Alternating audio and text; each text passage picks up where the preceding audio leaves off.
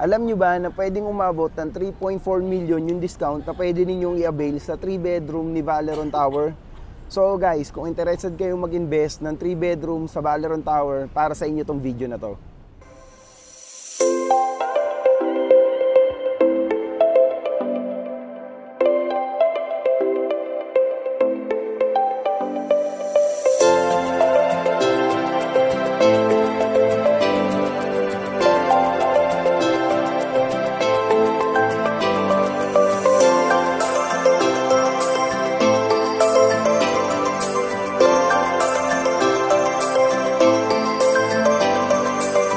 Again, this is James Brian Matanga, your DMCI in-house Senior Sales Manager.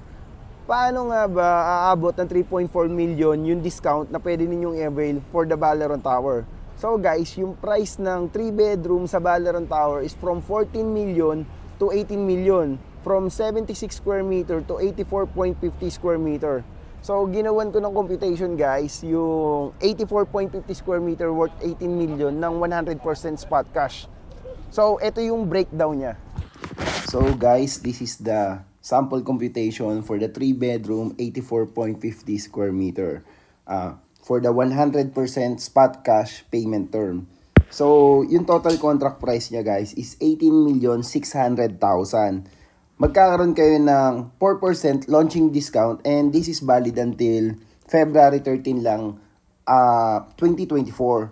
So, from 18,600,000 less 4% discount, magkakaroon kayo ng 744,000 discount kagad guys. So from 18.6 million magiging 17,856,000 na lang siya. So after nyan guys, magkakaroon din kayo ng 10% regular discount guys kapag ka 100% spot cash yung payment term ninyo. So after i-less yung 4%, magle-less naman tayo ng 10%. Then, yung 10% guys ng 17,856 is 1,785,600.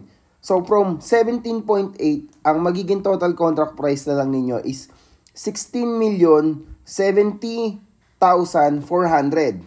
Okay?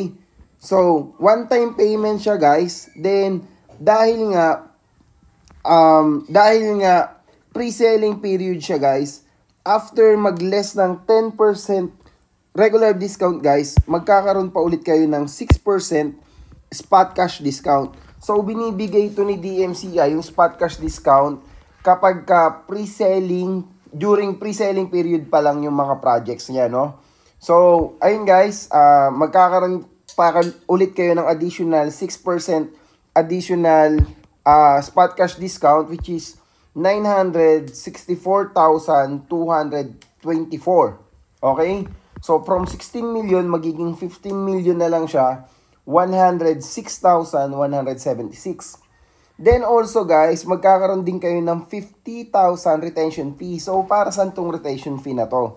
So yung retention fee guys, nililess siya ni DMCI para hindi yung 100% ng total contract price mabayadan ni client. So, hindi rin si client makapag-demand kaagad ng contract since hindi pa naman talaga makakapagbigay ng contract si DMCI kasi pre-selling pa lang naman, title, dahil pre-selling pa lang naman itong project ni DMCI, no?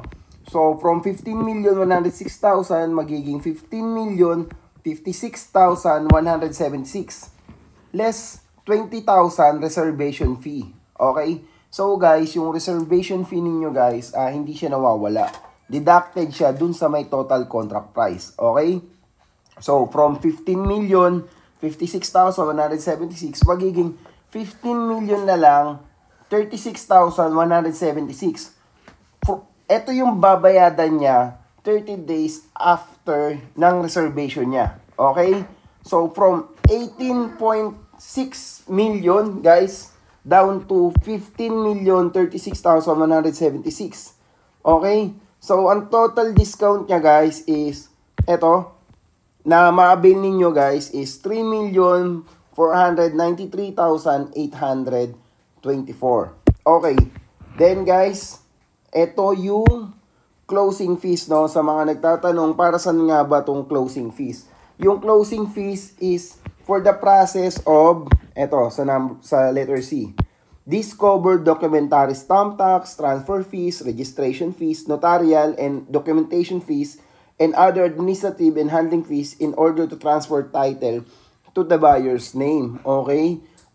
So, yung closing fees, guys, is yung pagpaprocess ng title papunta sa pangalan ninyo.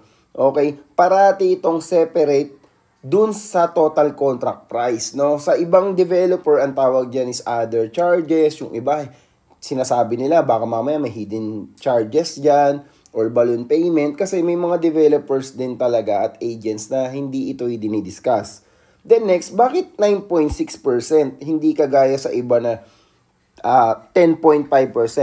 Okay guys, 9.6% yung closing fees kapag ka one-time payment lang siya. 30 days from the date of reservation, babayadan nyo siya. 9.6% lang yung charge ni DMCI. Okay?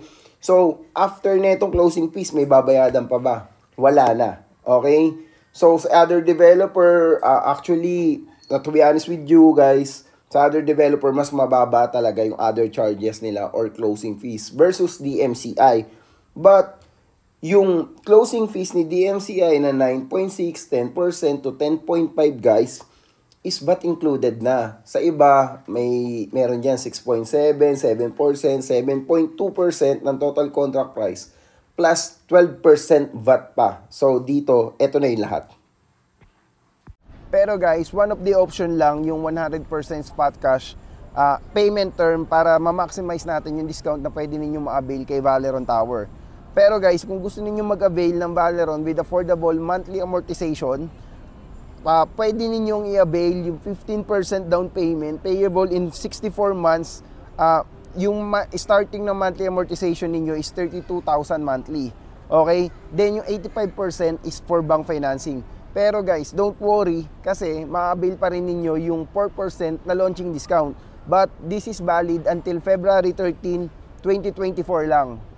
Disclaimer lang guys, yung price, payment term, and discount na diniscuss ko sa video na to is available nung time na ginagawa ko tong video na to. Pero possible pa rin guys na magkaroon ng price increase, bumaba yung discount, and mawala yung payment term na nai-discuss ko. So guys, if interested kayo sa project na to, please don't forget to like, share, and subscribe to my YouTube channel, and you can contact me on my contact number listed below. So thank you guys and God bless.